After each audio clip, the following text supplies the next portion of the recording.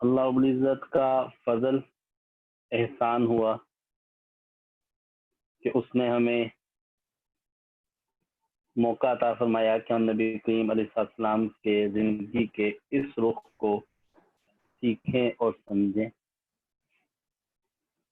زندگی کا یہ رخ جس کا تعلق نبی کریم علیہ السلام کی غذاؤں کے ساتھ ہے، جس کا تعلق نبی کریم علیہ السلام کی تجویز کردہ دواؤں کے ساتھ ہے، یہ بہت اہم اور بہت بنیادی رخ ہے۔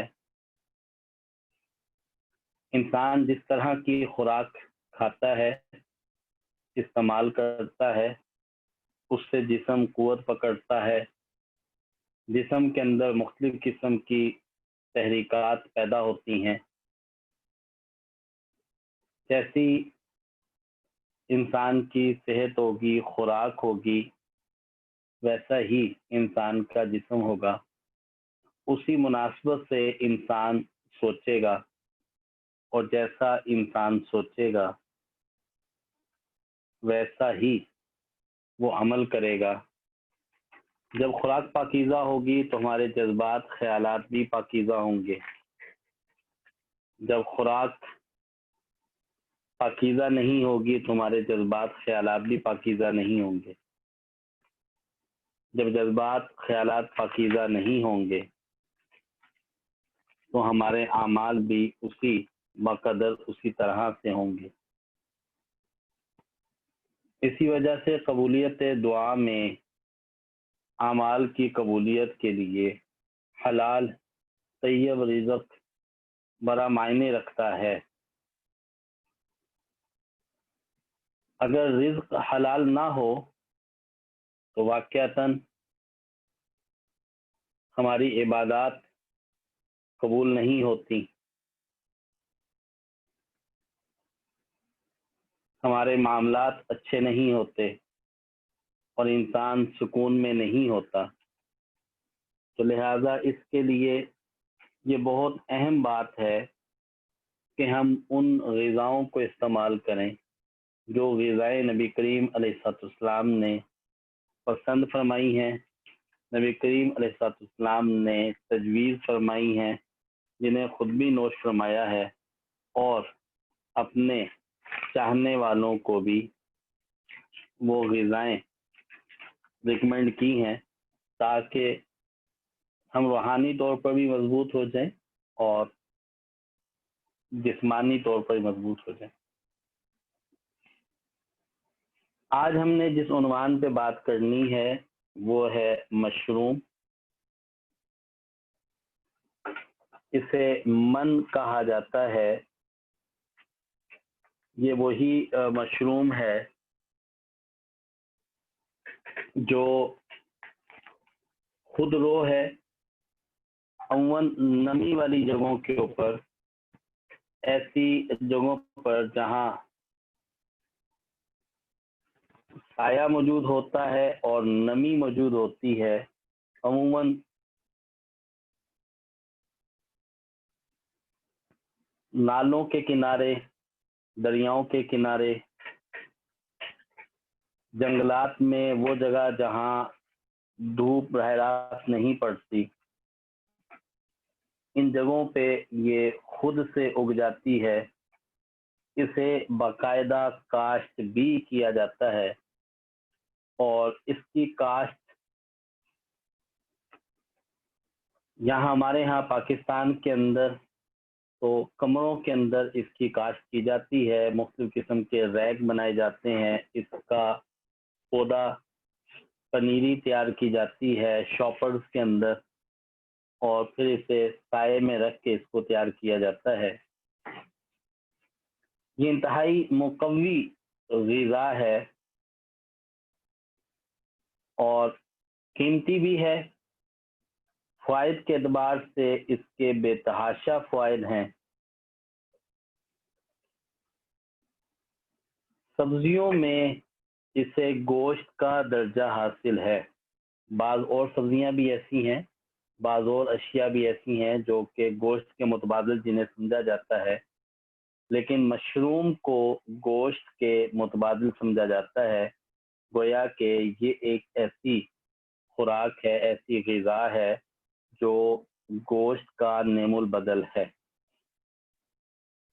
کینسر کی بہتری میں یہ بہت اہمیت کی حامل ہے، اعصابی نظام پہ اس کا اثر بہت اچھا پڑتا ہے، اور اسی طرح سے جسم کے اندر قوت کی کمی ہو، جوڑوں کی کمزوری ہو، ہڈیاں کمزور ہوں، تو اس میں یہ کافی مؤثر ہے۔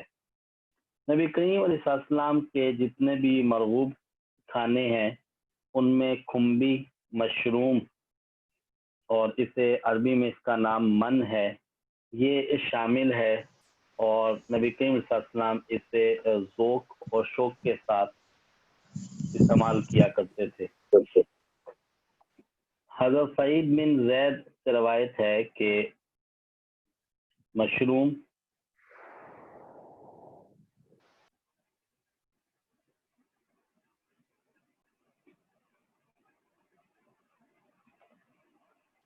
اس جگہ سے ہے جہاں سے اللہ رب العزت نے بنی اسرائیل کے لیے رزق نازل فرمایا، اور یہ آنکھوں کے مرض کے لیے شفا ہے اس میں۔ اسی طرح دوسری جگہ فرمایا کھمبی من میں سے ہے، اس کا پانی آنکھوں کی بیماری کے لیے شفا ہے۔ حضرت ابو ہریرہ رضی اللہ تعالیٰ عنہ کہتے ہیں کہ میں نے 3، 5 یا 7 کھمبیاں لی اور ان کا پانی نچوڑ کر ایک شیشی میں ڈال لیا۔ میں نے یہ پانی اپنی ایک لونڈی کی آنکھوں میں ڈالا جس کی آنکھیں چندیائی ہوئی تھی، اس پانی سے وہ شفایاب ہو گئی۔ مشروم کی اگر ہم بات کریں تو اس کے لیے ایک ہمیں حدیث ملتی ہے، حضرت عبداللہ بن عباس رضی اللہ تعالیٰ عنہ سے روایت ہے،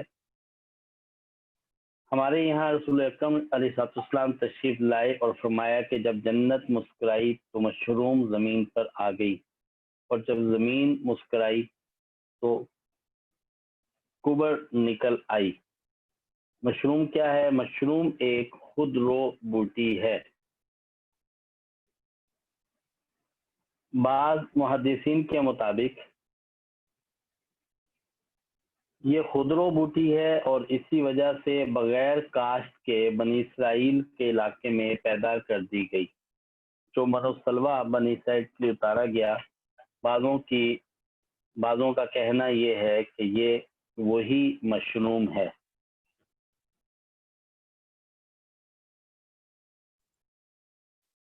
دنیا بھر میں اس ہزاروں اقسام پائی جاتی ہیں، اور اس میں سے عام طور پر 20 اقسام اگائی جاتی ہیں جن کے اوپر کام کیا جاتا ہے، اور تقریباً 2500 کے لگ بھگ اس کی اقسام ہیں۔ بہت ساری اقسام اس کی ایسی ہیں جو کہ زہریلی ہیں، اور بہت ساری اقسام جو ہے وہ قابل استعمال ہیں۔ کچھ اقسام ایسی ہیں جو بہت حد تک ادویاتی اثر رکھتی ہیں۔ تاریخ میں یہ مشروم بہت پرانی اور کئی تہذیبوں میں اس کا ہمیں ذکر ملتا ہے۔ حضرت عیسیٰ علیہ السلام سے پہلے حکیم بقراط کے حوالے سے پتہ چلتا ہے کہ حکیم بقراط کھمبی کو ہڈیوں اور پٹھوں کے درد کو رفع کرنے کے لیے استعمال کرواتا تھا۔ ایک وقت تک یہ درد والی دوا سمجھی جاتی تھی اور درد سے اس میں افاقہ ہو جاتا تھا۔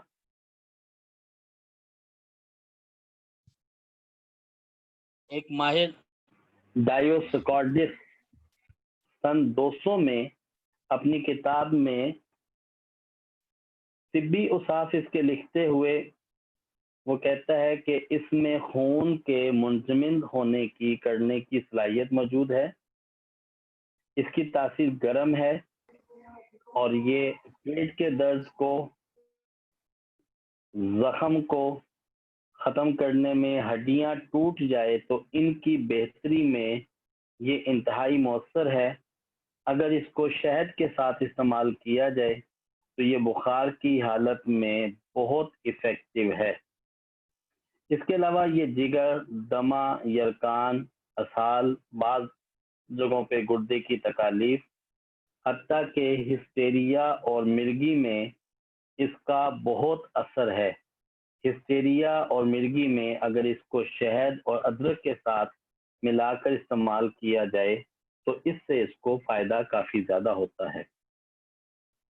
اسی طرح اسے تریاک سمجھا جاتا ہے سانپ اور بچھو کے کاٹنے کا، لیکن جن چیزوں میں یہ بہت زیادہ افیکٹو سمجھی جاتی ہے وہ باڈی کو ڈیٹاکس کرنے اور سیلز کو ریپیئر کرنے میں یہ بہت افیکٹو اور مؤثر سمجھی جاتی ہے۔ جہاں جسم توڑ پھوڑ کا شکار ہوتا ہے وہاں اس کے اثرات ہمیں ملتے ہیں اور باڈی کے اندر سے زہریلے مادوں کو، ٹاکسن کو خارج کرنے میں یہ بہت زیادہ افیکٹو ہے اور بہت زیادہ یہ سمجھی جاتی ہے کہ یہ ہمارے لیے مؤثر ہے۔ اسی طرح بلیڈنگ کے اندر گردے میں اگر پتھری ہے اور اعصابی کمزوریاں زیادہ ہیں تو اس جگہ پہ اس کو بڑا مؤثر جانا جاتا ہے۔ اس میں سوڈیم کی مقدار ہے، اس میں پوٹاشیم ہے، نمکیات اس کے اندر ہیں اور اس کے اندر 16% امائنو ایسڈ ہیں۔ یہ تمام وہ اجزاء ہیں جن اجزاء کی وجہ سے اس کی افادیت کو سمجھا جاتا ہے۔ یہ اینٹی آکسیڈنٹ ہے اور اینٹی انفلیمیٹری بھی ہے، اینٹی وائرل بھی ہے۔ بے چینی میں، چڑچڑے پن میں، عمومی طور پر خواتین میں چڑچڑا پن جو آ جاتا ہے اس میں نمکیات کی کمی ہوتی ہے اور یہ نمکیات کو بڑے اچھے درجے میں مینٹین جو ہے وہ کر لیتی ہے۔ اس میں سیلینیم موجود ہے، میگنیشیم ہے، فاسفورس ہے، پوٹیشیم ہے اور یہ دل کی دھڑکن کو کنٹرول کرنے میں، گھبراہٹ کو کور کرنے میں اس میں بہت زیادہ یہ مؤثر ہے اور اسے بالکل آسانی کے ساتھ اسے اگر استعمال کیا جا سکتا ہے، ایسا اس کا استعمال بہت زیادہ مشکل بھی نہیں ہے۔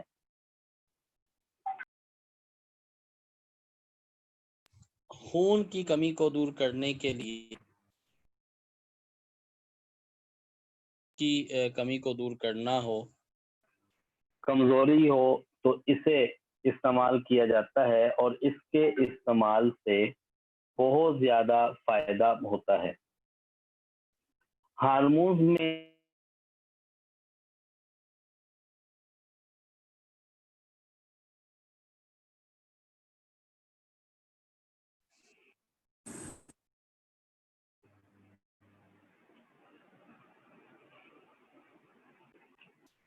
اسی طرح اگر ہارمونز امبیلنس ہوں تو اس میں کیونکہ وٹامن بہت زیادہ پائے جاتے ہیں، vitamin A, vitamin B, vitamin D, اور اسی طرح سے اس کے اندر دوسرے ہارمونز کو بیلنس کرنے کی صلاحیت موجود ہے، جس کی وجہ سے یہ ہارمونز کو بڑے اچھے انداز میں بیلنس کرتی ہے اور خواتین کے جتنے مسائل ہیں وہ اس کے ساتھ کور ہوتے ہیں۔ مجموعی طور پر یہ مشروم بالکل ایک بہت اچھی اور عمدہ خوراک کے طور پہ یہ کام آتی ہے۔ اس میں موجود کیلشیم، چونکہ اس کا ایک واضح اثر اور اس کی تحقیقات یہ بتاتی ہیں کہ یہ ہڈیوں کو مضبوط کرتی ہے، اس کی وجہ اس میں موجود فاسفورس، میگنیشیم، سوڈیم، پوٹاشیم ان چیزوں کا ہونا ہے جو کہ ہڈیوں کو مضبوط کرتی ہے اور جن بچوں کی ہڈیاں کمزور رہ جائیں اس کے لیے بڑی مؤثر ہے، وہاں بہت زیادہ فائدہ ہوتا ہے۔ ریکٹس کے مرض کے اندر جہاں ہڈیاں وائٹامن ڈی کی کمی کی وجہ سے یا دیگر کسی کمزوری کی وجہ سے جلدی ٹوٹ پھوٹ کا شکار ہوں یا سویل ہونا شروع ہو جائیں تو وہاں اس کا رزلٹ ہمیں بہت زیادہ ملتا ہے. حتیٰ کہ پاکستان کے اندر چونکہ کینسر کا رجحان بہت زیادہ ہے اور خواتین میں بریسٹ کینسر بہت تیزی سے بڑھتا چلا جا رہا ہے، اس میں مجموعی طور پہ سیلینیم کی کمی اور وائٹامن ای کی کمی جو ہے یہ زیادہ تر دیکھنے میں آتی ہے. جب ہمارے جسم کے خلیات میں سیلینیم، وائٹامن ای یہ اگر امبیلنس ہوں تو ہمارے سیلز بڑے تیزی سے توڑ پھوڑ کا شکار ہوتے ہیں. لہذا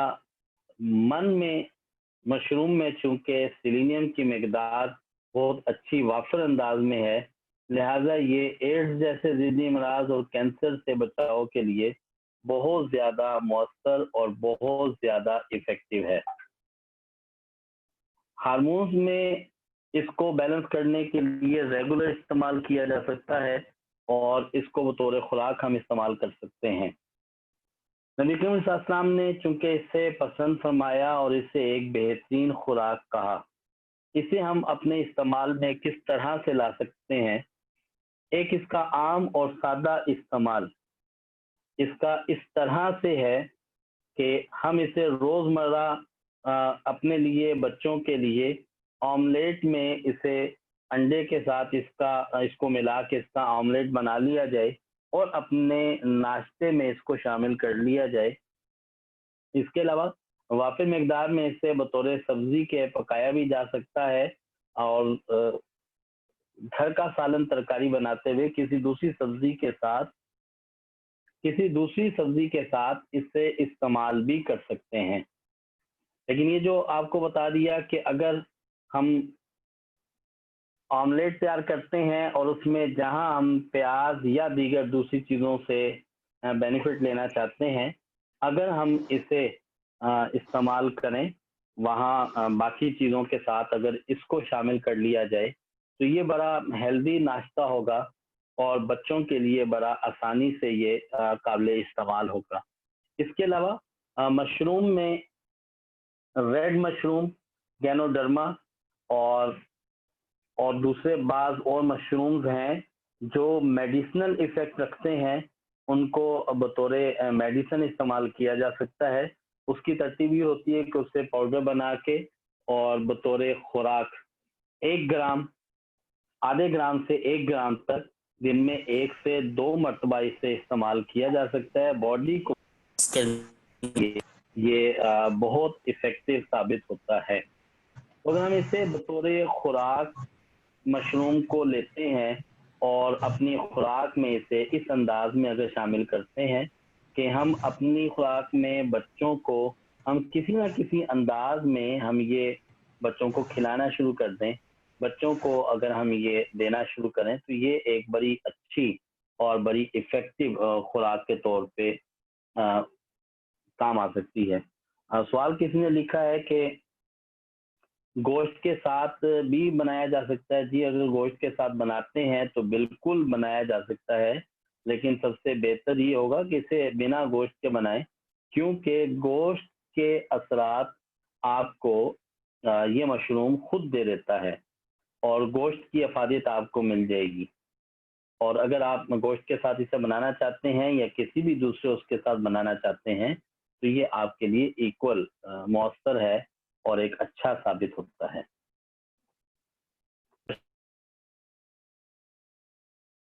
سکتا ہے بات کر سکتا ہے 1 سے 2 منٹ کے اندر، تاکہ ہم مشروم کے حوالے سے کسی کا کوشچن ہے تو وہ کریں. اس کے بعد ہم دوسری خوراک پہ چلیں گے اور وہ ہے بیہی دانہ.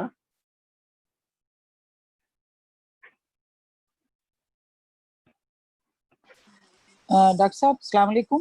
وعلیکم السلام. میں نے ڈاکٹر صاحب میں نے سنا ہے کہ بلکہ دیکھا بھی ہے کہ اکثر لوگوں کو مشروم سے الرجی بھی ہو جاتی ہے، یعنی ان کو مافک نہیں آتا. یا تو کیا اس کی وجہ یہ ہے کہ ہمارے عام استعمال میں نہیں ہے، یا ایسا ہو سکتا ہے؟ ہاں یہ وجہ ہو سکتی ہے کہ ہمارے عام استعمال میں نہ ہو، اور بعض جگہوں پہ ایسا بھی ممکن ہے کہ بعضوں کو یہ پرابلم کرے، بعضوں کو یہ الرجی کرے، عموماً ہے کہ بعضوں کو یہ الرجی کرے اور بعضوں کو یہ پرابلم کریٹ کرے، لیکن اکثر و بیشتر اگر اسے یوز کیا جائے، ہمارے ہاں فورن میں اسے پیزا میں بہت زیادہ یوز کیا جاتا ہے، اور سوپ کے اندر اسے بہت زیادہ یوز کیا جاتا ہے۔ اس طرح بعض اور ریسیپیز ایسی ہیں جن سے باقاعدہ یوز کیا جاتا ہے۔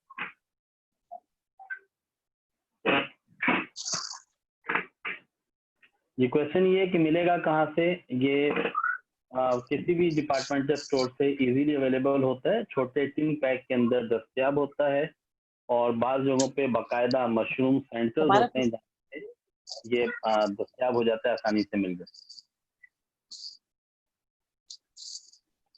تو ڈاکٹر صاحب پھر وہ فریش کنڈیشن میں تو نہیں ہوتا ہوگا، مطلب وہ سیف کیا ہوا یا پریزرو کیا ہوا ہوتا ہوگا؟ فریش کنڈیشن میں جی بالکل وہ پریزرو ہوگا۔ فریش کنڈیشن میں جو اس کی صورت ہوگی وہ یہی ہوگی کہ اسے خود گرو کیا جائے۔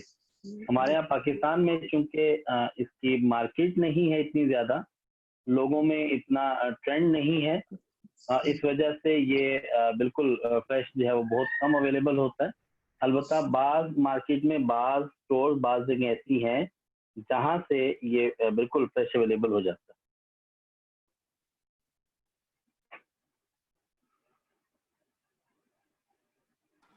الرجی کے بارے میں جی سوال اس لیے کر رہی تھی کہ میری اپنی بیٹی کے ساتھ یہ ہوا ہے ایک دو دفعہ کہ پیزا میں مشروم ڈلا ہوا تھا، جیسے پیزا منگوایا اس میں مشروم تھا، سب لوگ ٹھیک رہے لیکن اس کو الرجی ہو گئی، اسکن الرجی ہو گئی کھانے کے بعد میں۔ تو اس میں ایک نئی چیز جیسے زیتون عموماً ڈلا ہوا ہوتا ہے، لیکن اس دن جی پیزا میں مشروم ڈلا ہوا تھا۔ پاسبلٹی ہے، اور یہ بھی ممکن ہے کہ اس کی ایکسپائری ہو، اور یہ بھی ہو سکتا ہے کہ اس بچی کو کسی اسپیسیفک چیز سے الرجی ہو، اور جی ضروری نہیں ہے کہ وہ پیزا میں مشروم سے ہو، کسی اور چیز سے بھی الرجی ہو سکتی ہے۔ نارملی یہ ایک اچھی خوراک ہے، اور ریئر کیسز کے اندر تو گندم سے بھی بعض لوگوں کو الرجی ہو جاتی ہے، یہ جی پاسبل ہے۔ ٹھیک، السلام یہ بات علیکم ڈاکٹر کرتے ہیں۔ جی وعلیکم السلام۔ ڈاکٹر صاحب، یہ وائلڈ پاکستان میں کافی ہوتے ہیں اسپیشلی برسات کے موسم میں، لیکن ان میں پوائزنس بہت سارے ہوتے ہیں، تو پھر ان کی پہچان کیا ہوتی ہے؟ ہمارے یہاں پاکستان میں وائٹ مشروم ہوتا ہے، اس کو الگ سے آپ دیکھ سکتے ہیں، جو تو پرانے لوگ ہیں وہ اس میں پہچانتے ہیں کہ اس میں کھانے والے کون سے ہیں، تو اس کے لیے آپ کو اپنے ارد گرد میں اپنے لوگوں سے، اپنے بڑے لوگوں سے مدد لینی ہوگی۔ نہیں ڈاکٹر صاحب، اس کی کوئی خاص پہچان نہیں ہے؟ اس کی وجہ کہ اس کی قسمیں بہت زیادہ ہیں، اگر تو کچھ سامنے ہو تو پھر اس کو سامنے رکھ کے اس کو کوئی الگ سے پہچانا جا ڈاکٹر صاحب، سکتا ہے۔ پاکستان میں زیادہ تر یہ بٹن مشرومز ہوتے ہیں، وائٹ والے۔ جی میں اس کو چیک کر کے پھر آپ کو بتا سکوں گا۔ جی ٹھیک ہے۔ جی بہی دانہ، اسے اس کا جو عربی نام ہے وہ سفرجل ہے۔ یہ بہت خوبصورت ایک خوراک ہے، اور دل کے امراض کا یہ نبوی علاج ہے۔ نبی کریم صلی اللہ علیہ وسلم نے اسے پسند فرمایا، اور اس کے متعلق ریکمنڈیشن دی۔ طبیب اعظم نبی کریم علیہ السلام انہوں نے باقاعدہ دل کے مرض کے لیے، دل کے وال بند ہوں اس کے لیے، گھبراہٹ کے لیے اس کو ریکمینڈ کیا۔ اور اسی طرح سے ایک اور پہلو پہ نبی کریم صلی اللہ علیہ وسلم نے اس کو ریکمینڈ کیا کہ اگر پریگننٹ وومن اسے استعمال کرے تو اللہ رب العزت بچہ بہت خوبصورت عطا فرماتے ہیں۔ دل کی تقویت کے لیے جہاں بہت ساری دوسری جڑی بوٹیاں ہیں، وہاں بہی دانہ یہ بھی بہت زیادہ افیکٹو اور مؤثر ہے. یہ ایک پھل ہے جسے آپ ناشپاتی، آڑو، سیب اس کو تشبیہ دے سکتے ہیں. یہ اسی کی طرح کا ایک پھل ہے جو کہ سکرین پہ تصویر میں آپ کے سامنے بھی ہے، اور ذائقے میں یہ بالکل میٹھا ہوتا ہے، اور اس میں کھٹا ترش پھل بھی پایا جاتا ہے، اور یہ کھٹے اور ترش ہونے کے اعتبار سے اپنی تاثیر بھی بدلتا ہے. نبی کریم صلی اللہ علیہ وسلم نے فرمایا، حاملہ عورتوں کو سفرجل کھلایا کرو کیونکہ یہ دل کی بیماریوں کو ٹھیک کرتا ہے اور لڑکے کو حسین بناتا ہے. اسی طرح حضرت جابر رضی اللہ تعالیٰ عنہ سے روایت ہے کہ نبی اکرم علیہ السلام نے فرمایا، سفرجل کھایا کرو کیونکہ یہ دل کے دورے کو ٹھیک کرتا ہے، سینہ سے بوجھ کو اتار دیتا ہے، اور اسے کنز الاعمال میں بیان کیا گیا ہے. ایک اور جگہ پہ ارشاد فرمایا، نہار منہ کھایا کرو، اس کا مربع دل کے مریضوں کے لیے، پرانی کھانسی کے لیے، دمہ کے لیے، پرانی پیچس میں بہت زیادہ مؤثر ہے. محدثین نے جو الفاظ استعمال ہوئے، تجم الفواد اور البطحاء، یہ کوئی بچہ جو ہے میں خیال ہے اس کو کر رہا ہے، تو ان کو ذرا روک لیں. ان دو الفاظ کی تشریح بیان کرتے ہوئے کہتے ہیں، البطحاء، حضرت عبیدہ کہتے ہیں کہ جیسے آسمان پر ابر آتے ہیں اور پردہ سا پڑ جاتا ہے، اسی طرح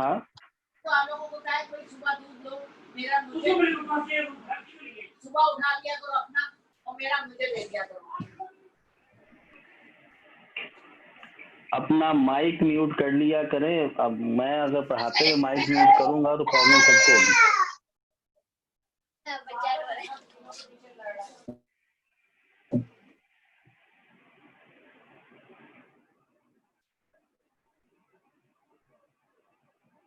محدثین اس حدیث سے مشاہدات کرتے ہوئے یہ بات واضح کرتے ہیں کہ بدخواہ دل کی وہ کیفیت ہے جس میں دل کے پردے میں دھندلا پن آ جائے اور اس میں پانی پڑ جائے. میڈیکل اصطلاح میں اسے پیریکارڈائٹس کہتے ہیں، اور اسی طرح فواد کے جو انہوں نے معنی بتائے وہ دل کا دورہ پڑنے کے بتائے. اب آپ یہ دیکھیے کہ دل کا دورہ پڑنا یا دل کی جھلی میں پانی پڑ جانا، اس کے لیے واضح طور پر جو ہے وہ حدیث کی روح سے، نبی کریم صلی اللہ علیہ وسلم کے الفاظ سے پتہ چلتا ہے کہ اس کا بڑا مؤثر علاج ہے. حافظ ابن قیم رحمۃ اللہ علیہ اس کی تشریح میں کہتے ہیں کہ یہ دل کے سدوں کو نکالتا ہے، دل کی نالیوں کی رکاوٹ کو دور کرتا ہے اور انہیں وسیع کرتا ہے، گویا کہ انہیں ڈائلیٹ کرتا ہے، اور اس سے دل کی وہ کیفیات مراد ہیں جب وہاں پر پانی اکٹھا ہو کر دل کا فنکشن ڈسٹرب ہو جائے. تو دل کی جو انتہائی پرابلم ہے جو اس وقت ہمارے یہاں پاکستان میں بہت عام دیکھی جا رہی ہے، وہ پرابلم کیا ہے؟ وہ پرابلم والز کا بند ہونا ہے، نالیوں کا تنگ ہونا ہے، لپڈز کا باڈی کے اندر ڈیولپ ہو جانا ہے. یہ ایک واضح اس کی علامت ہے. اسی طرح سے جب یہ پرابلم رہتی ہے اور یہ ایک خاص حد تک بڑھتی ہے تو دل کے پٹھے کمزور ہوتے ہیں، اس کا فنکشن ڈسٹرب ہوتا ہے، اور پھر دل کی جھلی میں پانی پڑنا شروع ہو جاتا ہے، جس کے اثرات چہرے کے اوپر ورم کی صورت میں، رنگت کے سیاہ ہونے کی صورت میں، اور سانس کے پھولنے کی صورت میں، ان علامات کے طور پہ یہ سمٹمز ہمیں دیکھنے میں آتی ہیں. دہی دانہ حقیقت میں دل کے امراض کا بہت اچھا علاج ہے. اس کے اندر جو خوراک ہمیں غذائی اجزاء ملتے ہیں. اس میں کیلشیم ہے، میگنیشیم ہے، وائٹامن بی ہے، پوٹیشیم ہے، سوڈیم ہے، اور اسی طرح اس کے اندر دیگر اس کے نیوٹریشن ویلیوز ملتی ہیں، جو کہ واضح طور پر اس کے اگر کیمیکل کمپوزیشن کو دیکھا جائے تو پتہ چلتا ہے کہ یہ دل کے افاقہ کے لیے، دل کے امراض کے لیے بہت زیادہ اور زیادہ افیکٹو ہے. بہی دانہ کے متعلق ایک تاثر جو معاشرے میں قائم ہے وہ یہ کہ اگر آپ اسے زیادہ استعمال کریں گے تو آپ لیپروسی کا شکار ہو جائیں گے. جذام کا جذام ایک مرض ہے جس میں ہاتھوں پیروں کی انگلیاں گلنا سڑنا شروع ہوتی ہیں اور اس کی وجہ سے پھر وہ گل سڑ کے جھڑ جاتی ہیں. ہمارے ہاں ڈرا بیک ہی یہی ہے کہ ہمارے پاس جتنی چیزیں ایسی موجود ہیں جو حیران کن حد تک افیکٹو ثابت ہوتی ہیں، ان کو کسی نہ کسی غلط تاثر کو قائم کر کے ان سے ہمیں ہٹا دیا جاتا ہے، یا پھر وہ مارکیٹ کے اندر اتنی ناپید کر دی جاتی ہیں کہ ہماری توجہ ہی اس میں نہیں جاتی. تو یہ تاثر چونکہ غلط ہے، اس کی وجہ یہ ہے کہ جذام یا لیپروسی یہ ایک معتدی مرض ہے، یہ ایک وائرل انفیکشن ہے، اور بہی دانہ جو ہے اس کے استعمال سے کوئی وائرس ڈیولپ نہیں ہوتا. لہٰذا ہمیں اس کو انڈرسٹینڈ کرنا ہے اور اس طرح کے تاثرات کو ہمیں ختم کرنا ہے. بہی دانہ کی عام ترکیب ہمارے جو پاکستان کے اندر وہ علاقے جہاں برف باری کا رجحان ہوتا ہے، ٹھنڈا علاقہ ہے، ان علاقوں کے اندر یہ سفرجل آسانی سے مل جاتا ہے. وہاں یہ باقاعدہ جو ہے وہ درختوں پہ یہ تیار ہوتا ہے، اور اسی طرح سے ہماری عام مارکیٹ کے اندر چونکہ اس کا رجحان نہیں ہے، اس کو طبی نقطہ نگاہ سے استعمال زیادہ کیا جاتا ہے. لہذا کسی بھی پنساس سٹور سے اس کا مربع آسانی سے دستیاب ہوتا ہے، جس کی 2 سے 3 پھانک آپ روزانہ صبح اگر استعمال کریں تو یہ آپ کو دل کے امراض کے لیے بہت زیادہ مؤثر ہوگا. بہی دانہ کے لیے مشہور یہ ہے کہ یہ قوت دینے میں بہت مؤثر ہے، اور یہ تقویت اس سے بہت زیادہ ملتی ہے. اس کے اوپر کئی احادیث اور بھی ہیں. ایک جگہ آتا ہے کہ نبی کریم صلی اللہ علیہ وسلم نے فرمایا بہی کھاؤ کہ یہ دل کے دورے کو دور کرتا ہے. اللہ نے ایسا کوئی نبی نہیں معمول فرمایا جسے جنت کا بہی نہ کھلایا ہو. اسی طرح اگر اس کو دیکھا جائے تو اس کی افادیت کو دیکھا جائے تو اس وقت کی سب سے بڑی جو ریمیڈی ہے وہ بہی دانہ ہے حفاظت کے نقطہ نگاہ سے. آپ یہ دیکھیے کہ شروع کے اندر جب بلڈ پریشر کو ڈائگنوز کیا جانے لگا تو بالکل ابتدا کے زمانے میں بلڈ پریشر کی جو نارمل ریڈنگ تھی وہ 180 160/100 تھی، یہ شمار کی جاتی تھی. اور پھر ادویات جو ہے وہ دینا شروع کر دی. لوپرین کا کنسپٹ آ گیا، بلڈ تھینر کا کنسپٹ دینا شروع کر دیا گیا. تو یہ ادویات بکتی نہیں تھی. اور اس کے ساتھ ساتھ کیا ہوا کہ کچھ عرصے کے بعد انہوں نے نارمل ویلیو 150/90 ڈکلیئر کی. بلڈ پریشر کی نارمل ویلیو یہ ہے. تو ادویات اس لیول پہ بھی نہیں بکی. لوگ اس لیول کے اوپر بالکل یوز ٹو تھے. اب جب انہوں نے نارمل ویلیو ڈکلیئر کی 80/120 تو اب ہر آدمی کے اندر، ہر آدمی کے ذہن میں یہ کانسیپٹ ڈیولپ ہو گیا کہ اب اس کا اگر 120 سے 130 ہو گیا بلڈ پریشر تو وہ اس کا ایب نارمل ہے. اور پھر غذائیں بھی ایسی ہیں جو غذائیں ہمیں ہیلدی ایفیکٹ بالکل نہیں دیتی. تو اسی طرح سے ہمیں ہماری اوریجنل غذاؤں سے ہٹا کے ہمیں اپنی ہی تھیوری پہ ڈال دیا گیا، جبکہ اگر میں صرف ایک بات کرتا ہوں، وزڈم کی بات کی جائے تو نبی کریم علیہ السلام کے دور میں ہارٹ اٹیک، اس کا مطلب ہے اس کا کانسیپٹ موجود تھا۔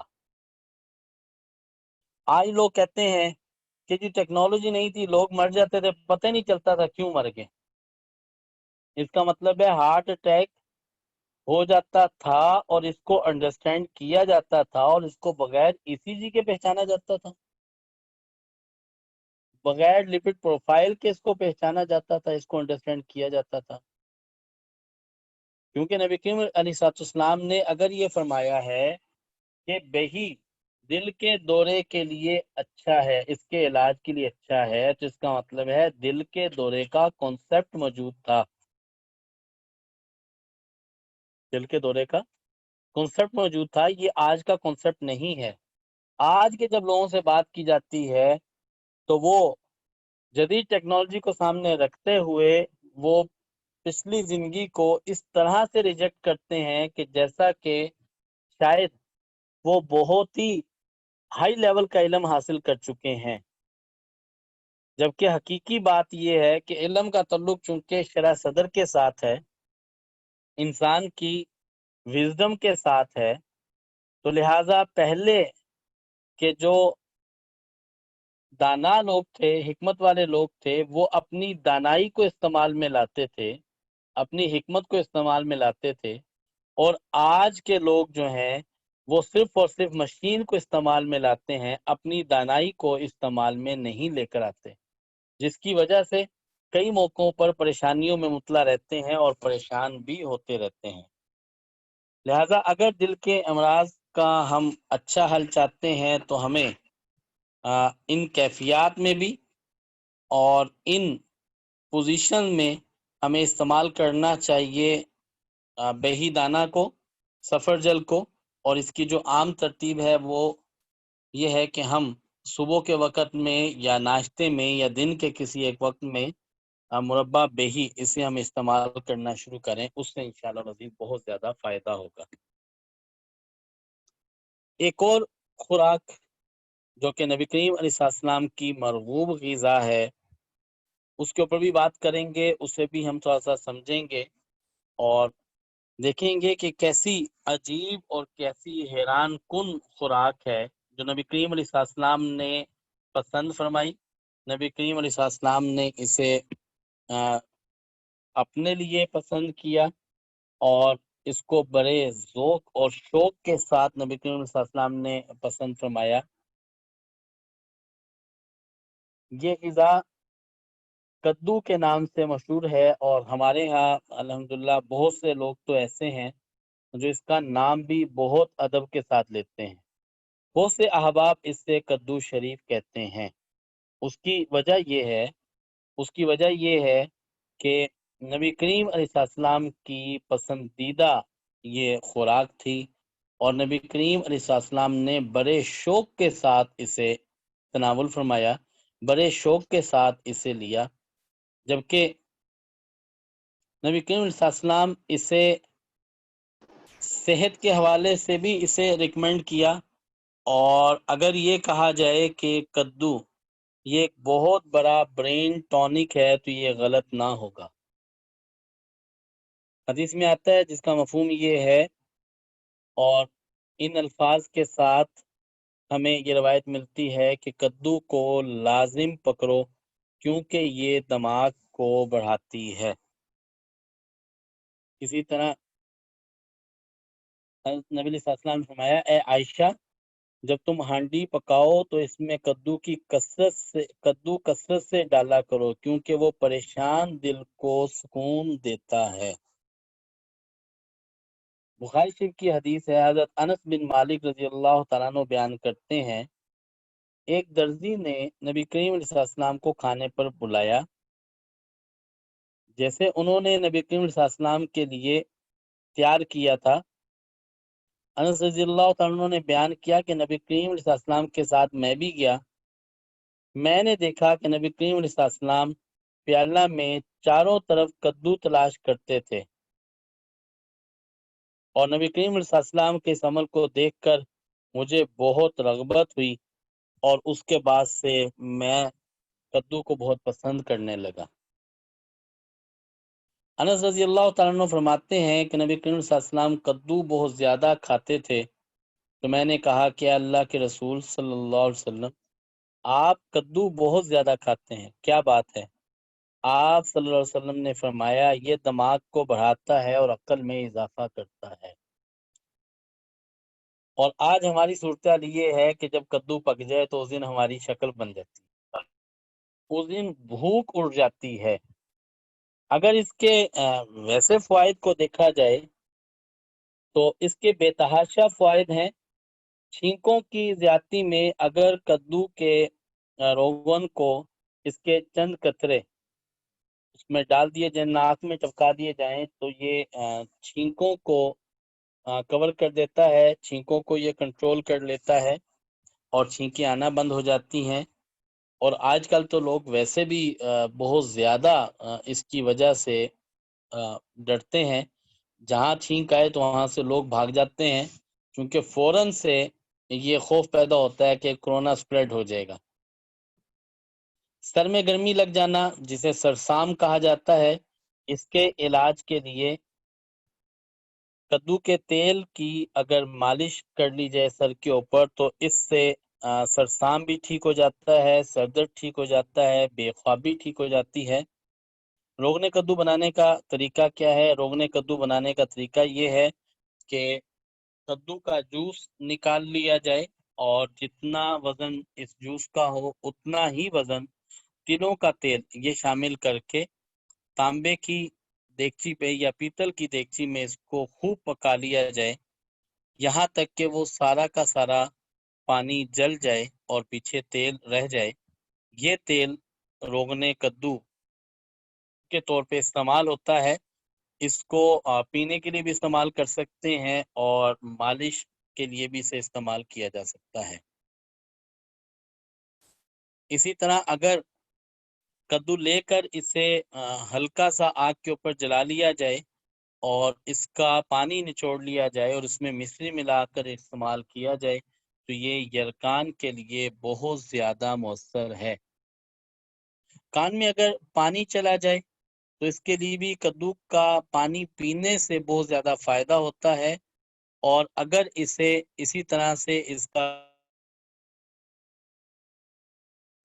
इसका रोगन तैयार करके अगर जो है वो इसका चंद कतरे कान में डाले जाएं तो उससे कान की तकालीफ बहुत ज़्यादा बेहतर हो जाती हैं।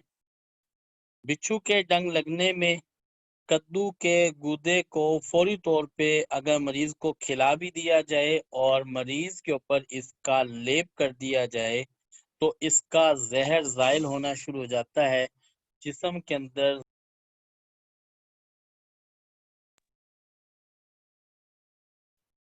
दांत दर्द में कद्दू का गूदा 5 तोले यानी कि 50 ग्राम और लहसुन 5 ग्राम, लहसुन जो है वो 5 ग्राम और कद्दू का गूदा जो है ये 50 ग्राम, ये अगर ले लिया जाए और इसे एक सेर पानी में खूब अच्छी तरह पका लिया जाए और जब ये आधा रह जाए तो इससे अगर कुल्लियाँ की जाएं, गरारे किए जाएं तो इससे दांत दर्द ठीक होता है और इसी पानी से हलक का वर्म भी ठीक होना शुरू हो जाता है।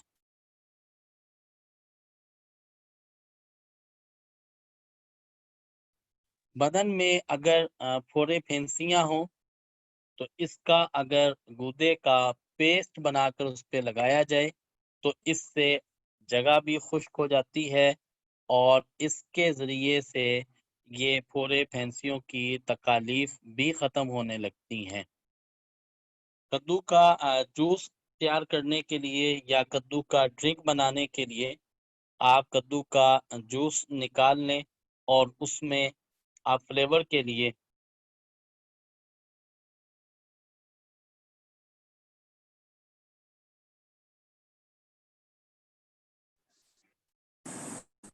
जी اس کے علاج کے لیے اس کے جوس تیار کرنے کے لیے آپ اس کا جوس نکال لیں، اس کو نچوڑ لیا جائے یا جوسر کے ذریعے سے اس کو نچوڑ لیں اور اس کو ہلکی آنچ پہ ہلکا سا اسے پکا لیا جائے اور اس پہ ہلکا سا آپ کالا نمک اور کالی مرچ ایڈ کر کے اس کے بعد شہد اور نیمبو شامل کر کے اگر آپ اسے نوش فرمائیں تو یہ کئی امراض کا بہت اچھا علاج ہے۔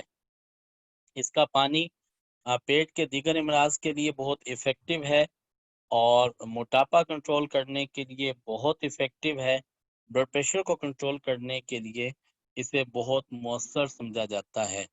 معدے کی تکالیف، قبض کی جنہیں شکایت رہتی ہے، جنہیں دائمی قبض رہتی ہے، اس کے لیے بھی کدو کا استعمال بہت زیادہ مؤثر ہے۔ ایسے تمام امراض جن امراض میں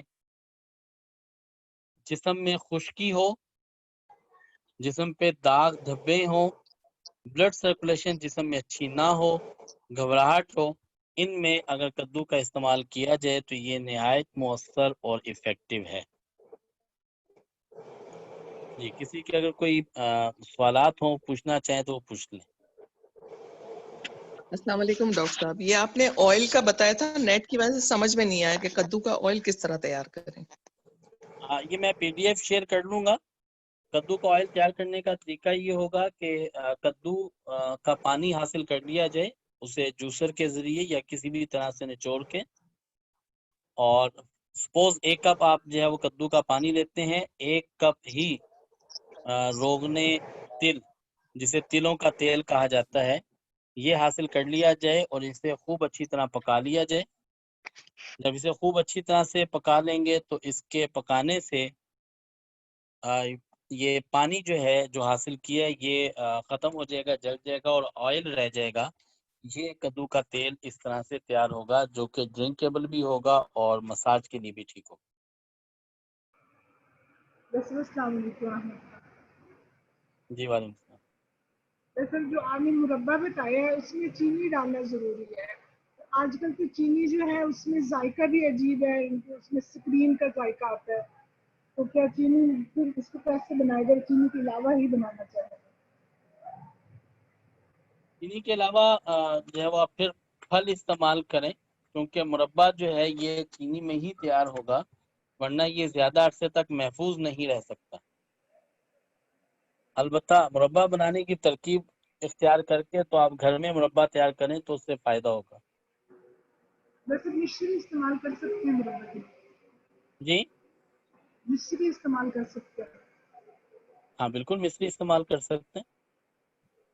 اس میں ذائقہ نہیں ہوتا، اس میں سکرین کا ذائقہ ہوتا ہے چینی۔ ٹھیک ہے۔ اب اس کا چونکہ مجھے ایکسپیرینس نہیں ہے اس لیے میں اس پہ کچھ کہہ نہیں سکتا۔ السلام علیکم ڈاکٹر صاحب، کدو کا آپ کس طرح ریکمینڈ کریں گے کہ چھلکے اور اندر جو اس کے گودا ہوتا ہے اس سمیت استعمال کرنا چاہیے یا وہ نکال کے کرنا چاہیے؟ اس کی سب سے اچھی ترتیب یہ ہے کہ کدو ہم اپنی خوراک میں زیادہ شامل کریں، اپنی سبزیوں میں کدو کو سر فہرست رکھیں، چاہے وہ آپ چھلکے سمیت بنائیں یا بغیر چھلکے کے بنائیں، دونوں طرح سے جو ہے وہ اس کا استعمال ٹھیک رہے گا۔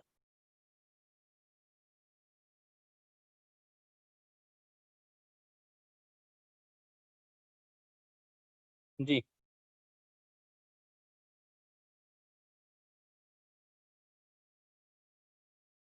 عمومی طور پہ جب نکاہت اور کمزوری بہت زیادہ ہو تو کہا جاتا ہے کہ اگر اسے چھوٹے گوشت کے ساتھ بالکل ہلکی آنچ پہ پکایا جائے اور پھر اس کو استعمال کیا جائے تو یہ کمزوری کو دور کرنے میں بہت ایفیکٹو ہے۔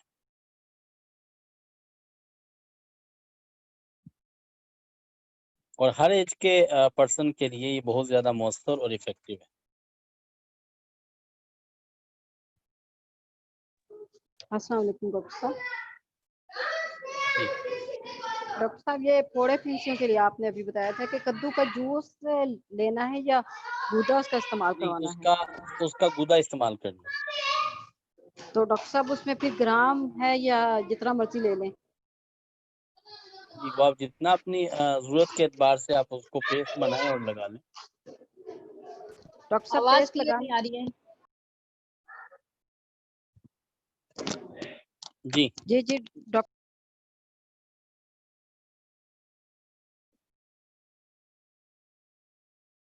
جی بتائیے.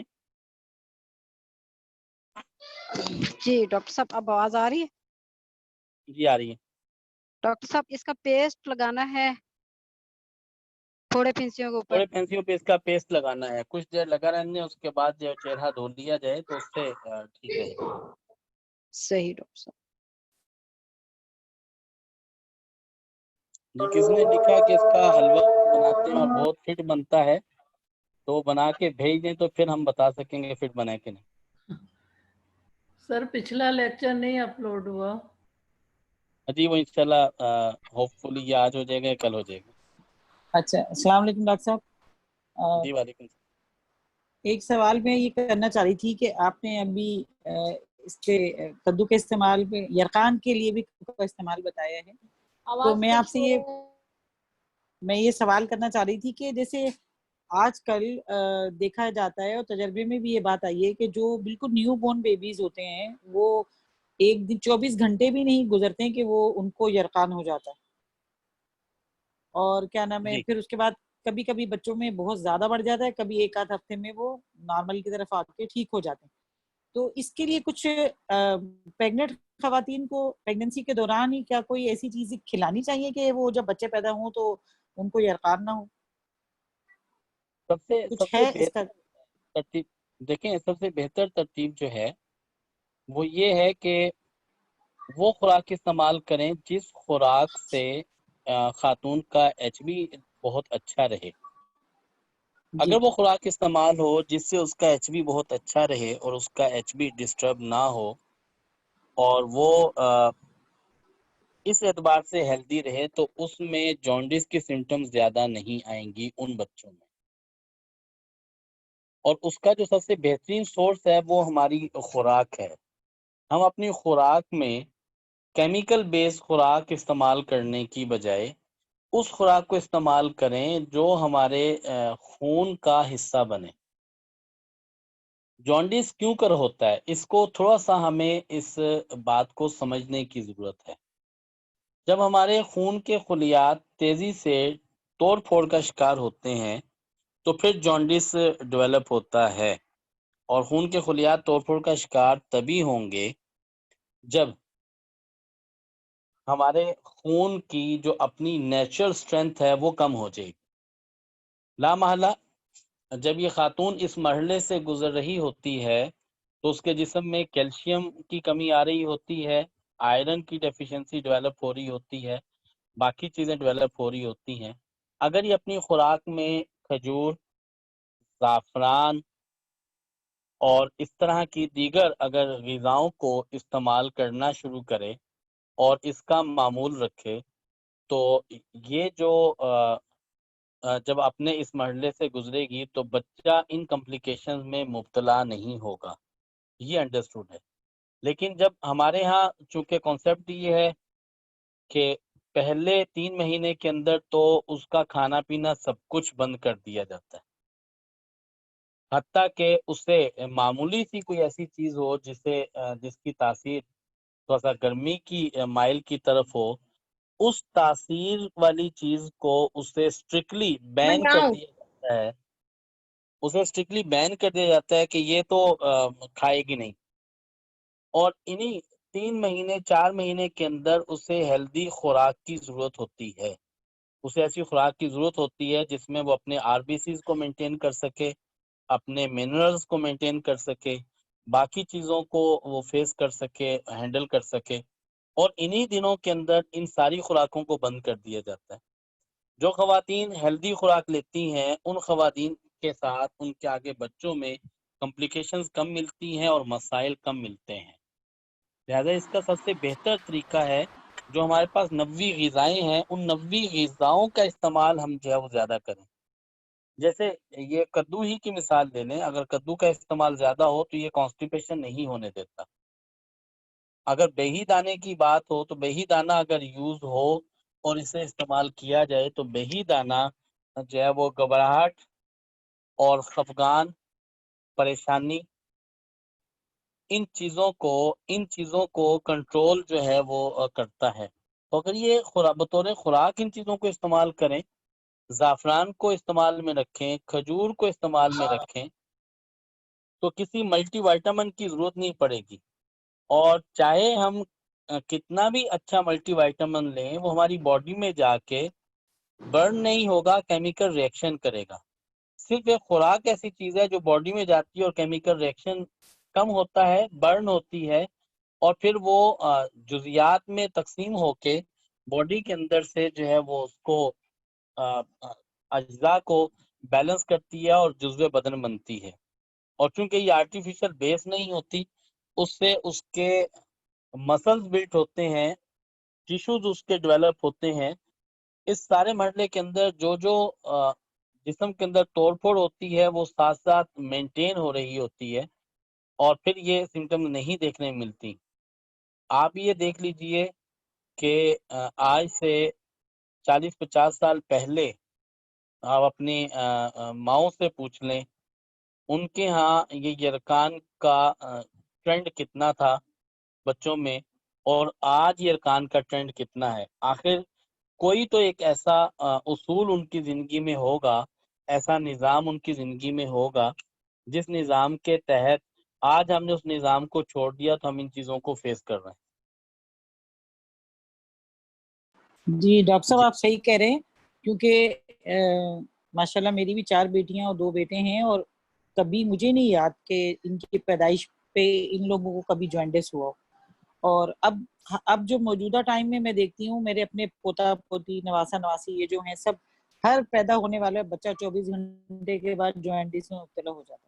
اور دوسری بات یہ ڈاکٹر تو صاحب، یہ بس جو اگر آپ نے جی پیگننسی کی غذاؤں کے بارے میں بتایا اور شروع کے 3 مہینے کے مسئلے مسائل بتائے، اس میں ایک سب سے بڑا فیکٹر یہ بھی ہے ڈاکٹر صاحب کہ الٹیاں بہت ہوتی ہیں. متلی اور الٹی بہت جن لڑکیوں کو ہوتی ہے وہ کچھ بھی نہیں کھا پاتی شروع کے 3-4 مہینے، اور اس کی وجہ سے وہ کمزور ہو جاتی ہیں اور آگے جا کے بھی یہ کمزوریاں دور نہیں ہو پاتی. دیکھیں اس کی ایک جو بہت بڑی وجہ ہے اس پیریڈز کے اندر وامٹنگ کا ہونا، وہ بائل کی سیکریشن کا قدرے زیادہ ہونا ہے. چونکہ لیور سٹریس لے رہا ہوتا ہے، سٹمک سٹریس لے رہا ہوتا ہے، تو اس کا ایفیکٹ جو ہے وہ ہمارے بائل پہ جاتا ہے. بائل کی سیکریشن زیادہ ہوتی ہے. اگر اس پیریڈ کے اندر خوراک نرم ہو اور لیکوڈ چیزوں کا استعمال زیادہ ہو تو ایسا یہ پرابلم اس طرح سے فیس نہیں ہوگی، اور زیادہ دیر یہ ایمٹی بیلی نہ رہے تب بھی یہ پرابلم کور ہو جائے گی. جی ڈاکٹر صاحب ٹھیک. السلام علیکم جزاک ڈاکٹر اللہ. صاحب. آواز کا جی ایشو آ رہا وعلیکم ہے. السلام. ڈاکٹر صاحب یہ جو آپ نے بتایا کہ مشروم جو ہے یہ اعصاب کی جیسے اعصابی کمزوری ہے اس کے لیے بھی افیکٹو ہوتے ہیں، تو ویسے اس کے علاوہ کس طرح سے اس کو لے سکتے ہیں؟ جس طرح نروس ویکنیس ہو، اور آج کل ہاتھ کو پاؤں جو سن ہو جاتے ہیں، یہ بہت کامن ایک ڈیزیز ہر ایک میں آ رہی ہے، تو اس کا ٹریٹمنٹ کس طرح سے کیا جائے؟ ہاتھ ان میں پیر سے اگر سن ہوتے ہیں تو اس میں بہی دانہ زیادہ افیکٹو ہوگا. جی اس اچھا. کی وجہ یہ ہے اور کہ یہ ڈاکٹر بلڈ صاحب سرکولیشن کو جی بھی بہتر کرے گا، اور جی اس جی کا اثر جو ہے وہ نروز کے اوپر ہے، یہ زیادہ افیکٹو ہوگا. تقریباً جی آدھا سیب کے برابر بہی دانہ روزانہ 1 مرتبہ استعمال کر لیا جائے. جی. اور ڈاکٹر صاحب یہ تو اور بہی دانہ آئیڈیلی کا جو ہوگا کہ اسے سیڈز خالی ہوتے پیٹ ہیں. استعمال کیا جائے. جی جی اچھا. اس کے جو سیڈز ہوتے ہیں جس کا کہتے ہیں کہوا بھی بنا کے پینا چاہیے، تو کیا یہ بھی افیکٹو ہوتا ہے؟ یہ بالکل افیکٹو ہے، لیکن پھل استعمال کیا جائے زیادہ آئیڈیل ہے. ہم یہ تو پھل چاہتے تو ہیں مشکل سے ملتا ہے. کہ نہیں، یہ بہی دانہ جو ہے اس کا مربع آسانی سے مل جاتا ہے. ہم یہ ٹھیک. چاہتے ہیں کہ ہم ان چیزوں کو بطور خوراک لیں، اور ایسی خوراک کے طور پہ لیں جو خود بخود میڈیسن کا کام کرتی رہے. جی ڈاکٹر صاحب. اور ڈاکٹر صاحب ایک اور یہ ڈاکٹر کانسیپٹ صاحب بھی ہے کہ اگر کہتے ہیں بچوں کو اگر آپ السلام ڈیلی، علیکم. جیسے آج کل سمرز چل رہی ہیں، تو اس میں آپ اگر ڈیلی انڈا کھا رہے ہیں، ایگ لے رہے ہیں، تو اس سے بھی یرکان ہو جاتا ہے، تو کیا یہ کانسیپٹ ٹھیک ہے؟ ہمیں ایگ نہیں لینا چاہیے، آلٹرنیٹ ڈے لینا چاہیے، یا کس طرح سے بچوں کو بھی کس طرح دیں؟ ایسا یہ کانسیپٹ اچھا نہیں ہے، بلکہ اگر یہ کہا جائے کہ آج کل کے ٹائم پیریڈ میں انڈے کا استعمال رکھنا چاہیے۔ بالکل اس کی وجہ یہ ہے کہ ہماری باڈی کے اندر یہ پلیٹلیٹس کو مینٹین کرنے میں ایک بڑا اچھا سورس ہے۔ جی بالکل۔ السلام ڈاکٹر صاحب علیکم۔ وہی آپ کی والی بات کہ چیز گرم ہے، چیز ٹھنڈی ہے، یہ کھانا چاہیے، یہ نہیں کھانا نہیں چاہیے۔ اسی طرح انڈے کے بارے میں بھی مشہور کیا ہوا ہے کہ انڈے گرمیوں میں نہیں کھانے چاہیے، جبکہ انڈا بہت معتدل غذا ہے۔ جی، اس کے متعلق میں ایک تھیوری بتا دیتا ہوں، جن کو یہ خطرہ ہو کہ کون سی چیز گرم ہے اور کون سی چیز ٹھنڈی ہے، وہ اس ترتیب کے ساتھ اپنے آپ کو رکھیں کہ دنیا کی ہر شے کھائیں، ہر طرح کی خوراک استعمال کریں، اور معمول میں عام لوگ جتنا اس خوراک کو کھاتے ہیں اس سے کم کھائیں۔ میرے پاس ایک پیشنٹ آئے، ان کا ہارٹ کا ایشو تھا، ایک دفعہ بائی پاس ہو چکا تھا، اس کے باوجود ہارٹ کا ایشو جو ہے وہ فیس کر رہے تھے۔ ایک دوسرا ان کا ایشو کڈنی فیلئر کا تھا، ان کا یوریا کریٹینن زیادہ تھا، یورک ایسڈ زیادہ تھا، ڈائبیٹک بھی تھے، اور ہارٹ کی وجہ سے وہ ایستھمیٹک بھی تھے، اور ایستھما کو فیس جو ہے وہ کر رہے تھے۔ اب مجھے وہ یہ کہنے لگے کہ میں کیا کھاؤں، تو میں نے کہا بھائی آپ ہوا کھائیں، اور ہوا بھی آپ زیادہ نہیں کھا سکتے چونکہ آپ کو دمہ ہے۔ اب وہ شوگر کی وجہ سے جتنی میٹھی چیزیں ہیں ساری کی ساری بند، ہارٹ کی وجہ سے چکنائی، گوشت اور میٹ یہ سارا کچھ بند، کڈنی کی وجہ سے ساری پروٹین بند۔ اب سانس کی پرابلم بھی تھی، تو جس کی وجہ سے تو وہ سانس بھی ان کا اچھا نہیں چل سکتا تھا، تو آکسیجن بھی بڑی اچھی نہیں لے پا رہے تھے بیچارے۔ تو اب ایسا شخص کیا کرے گا؟ میں نے انہیں یہ کہا کہ آپ ایک اصول بنائیں کہ آپ ہر شے کھانا شروع کریں اور اس کی کوانٹٹی کم کر دیں اور اس کی ریپیٹیشن نہ کریں۔ میں اپنے مریضوں کو پرہیز نہایت کم بتاتا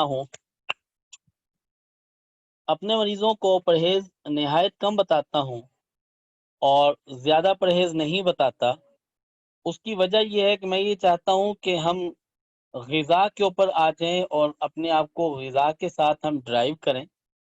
لیکن اصول کیا ہونا چاہیے؟ اصول یہ ہونا چاہیے کہ ہم جو بھی خوراک استعمال کریں اس کی ریپیٹیشن کم ہو جائے، یعنی کہ بار بار اس کو ریپیٹ نہ کریں، بدل کے لیں۔ اور دوسرا، نارملی جتنی خوراک ایک وقت میں ایک شخص استعمال کرتا ہے اس کی کوانٹٹی کم کر دیں۔ مثلا ایک صاحب نے جو ہے وہ آج قیمہ کھایا، اور اب کل اس نے جو ہے وہ نہاری استعمال کر لی ناشتے میں، اور دوسرے وقت میں اس نے کہا کہ وہ تو میں نے ایک کوفتہ کھایا، زیادہ نہیں کھایا تیسرے وقت میں۔ پتہ چلا 3 دن سے یہی ریپیٹ ہو رہی ہے، چیزیں ساری کھانے کے اعتبار سے مختلف تھیں۔ صبح ناشتے میں چنے کھا لیے، دوپہر میں جو ہے وہ بیسن کی کڑی بنی ہوئی تھی وہ لے لیا، اور رات میں اسی طرح کی کوئی اور چیز چل رہی تھی وہ لے لی، اور کہتا ہے کہ میں نے تو اتنا کچھ نہیں کھایا۔ ہم ریپیٹیشن ہماری بار بار ہوتی ہے۔ اگر گوشت آپ کو منع ہے تو آپ گوشت کی مقدار قدرے کم کر دیں، اور اس کو اگلے دن، اس سے اگلے دن، کم از کم 3 دن تک، 4 دن تک کسی قسم کا دوسرا گوشت ریپیٹ نہ کریں۔ ایک شخص اگر چکن لیتا ہے تو اس نے چکن استعمال کیا، اور اب 2 دن کے بعد اس نے مٹن لے لیا، اس کے بعد اس نے بیف لے لیا، تو یہ آئیڈیل نہیں ہوگا۔ یہ اپنا ٹائم سیٹ کرے کہ اس کو آفٹر 5 ڈیز کے بعد، آفٹر 7 ڈیز کے بعد ریپیٹ کرنا ہے۔ اسی طرح سے اگر تمام خوراک اس کی ریپیٹیشن جو ہے وہ جو ارلی ریپیٹیشن ہے یہ بند کر دی جائے اور کوانٹٹی کم کر دی جائے، تو یہ فرد سبھی چیزوں کو ہر بیماری میں استعمال بھی کر سکے گا۔ صرف وہ خوراک بند کر دے جس کے اوپر ڈاکٹر اسے اسٹرکٹلی کہہ دے کہ یہ اس کے لیے شدید منع ہے، یا اس کی بیماری کو براہ راست نقصان پہنچائے گی، تو اس طرح سے اس کو اوائڈ کر لیا جائے اور اس کو استعمال کر لیا جائے۔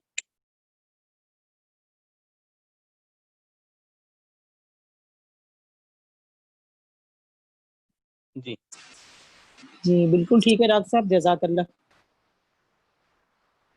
کسی اور کا کوشچن ہے کوئی؟ السلام علیکم. جی وعلیکم السلام.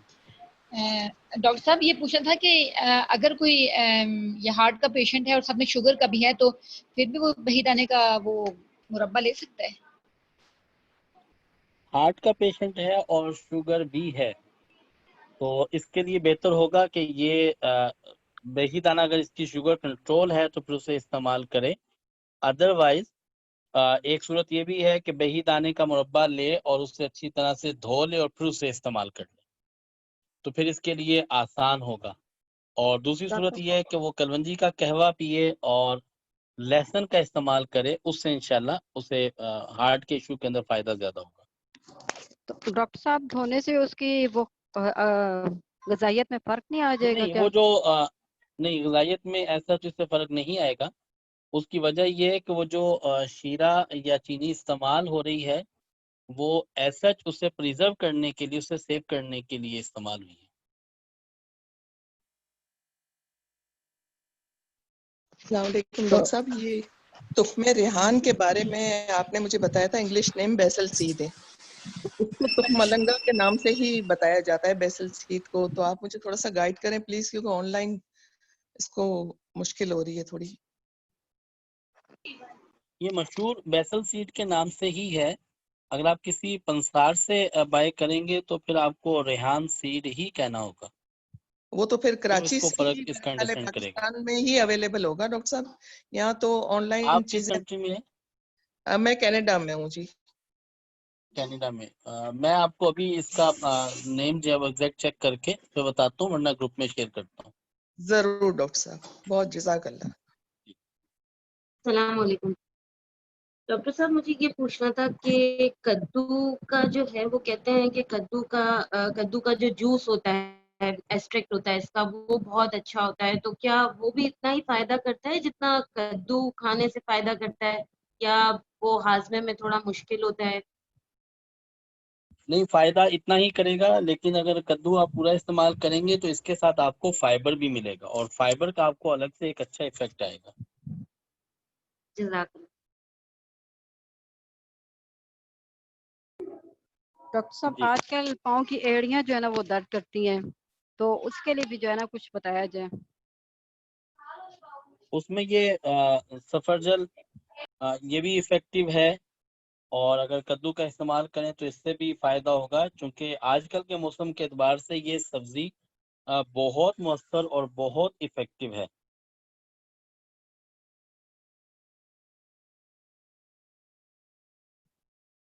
جی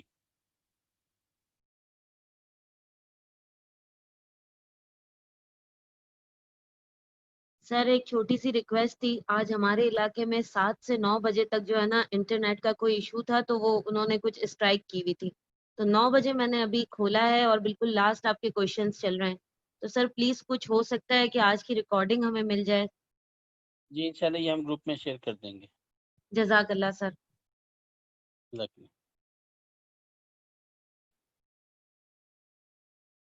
جی کسی کا کوئی اور ایشو؟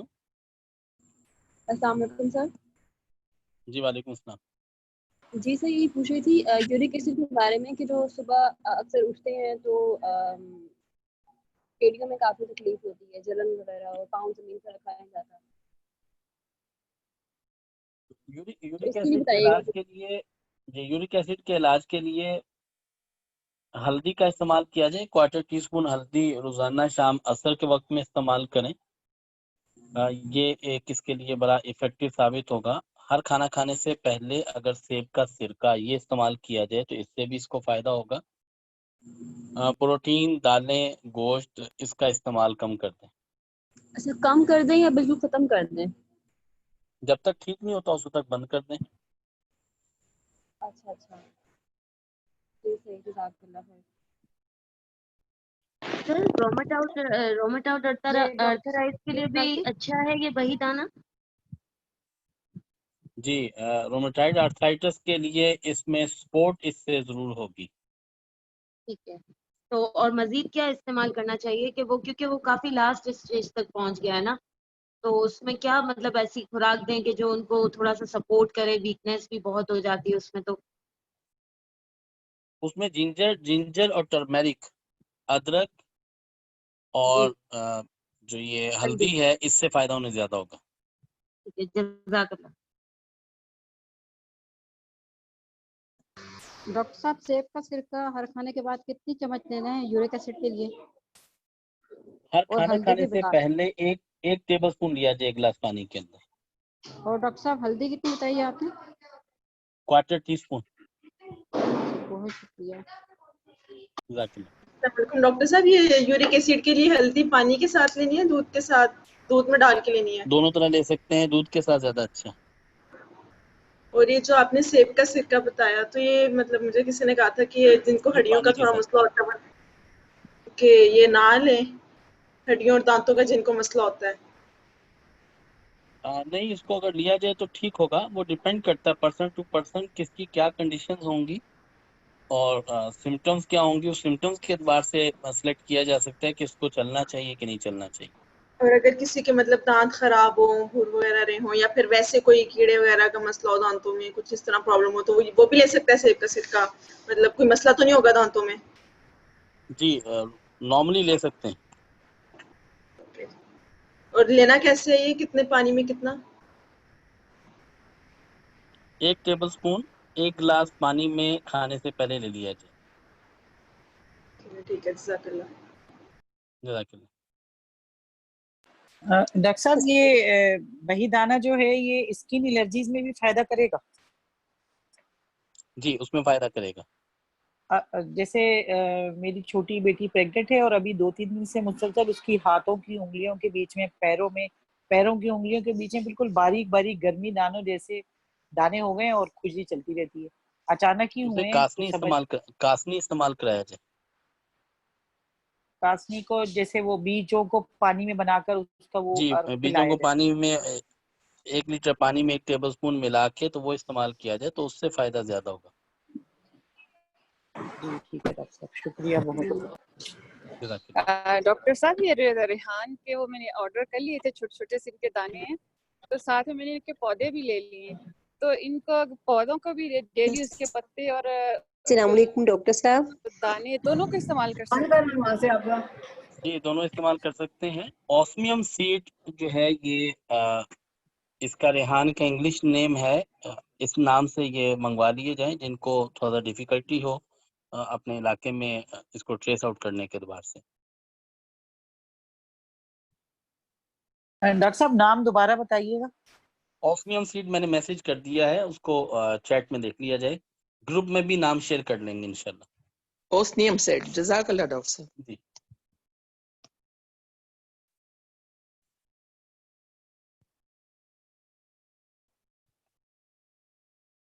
جی، کوشچن ہے کسی کا؟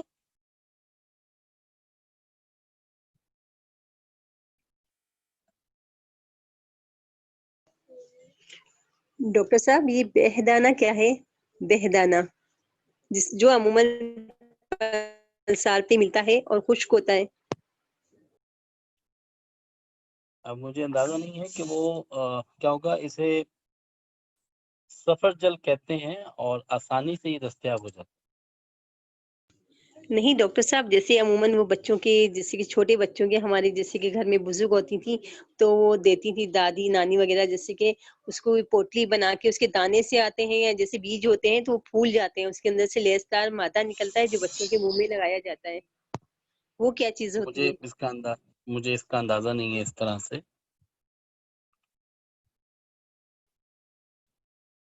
وہ کسی دادی تو نانی سے پوچھنا پڑے گا. آپ نے بہی دانہ کے بارے میں بہی بتایا دانہ تو یہ ایک پھل ہے. جی یہ تو پھل ہے، یہ سمجھ میں آگے کہ سفرجل کو کہتے ہیں. جی.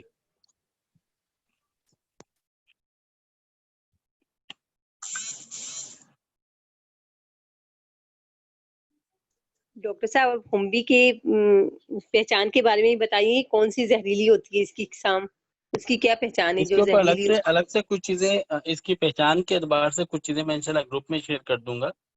جب تک ہمارے سامنے اس کی پکچر تصویر نہ ہو تو ہم اسے نہیں سمجھ سکیں گے. اور ابھی تو شاید بہت سے لوگ ایسے ہوں گے جنہوں نے مشروم ویسے بھی نہیں دیکھا ہوگا.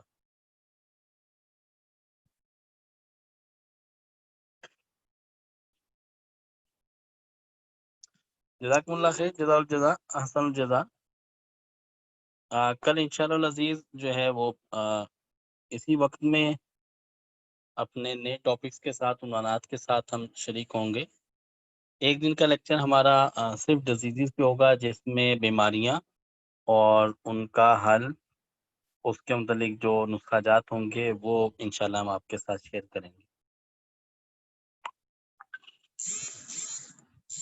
السلام علیکم ورحمۃ اللہ وبرکاتہ. وعلیکم السلام. وعلیکم السلام.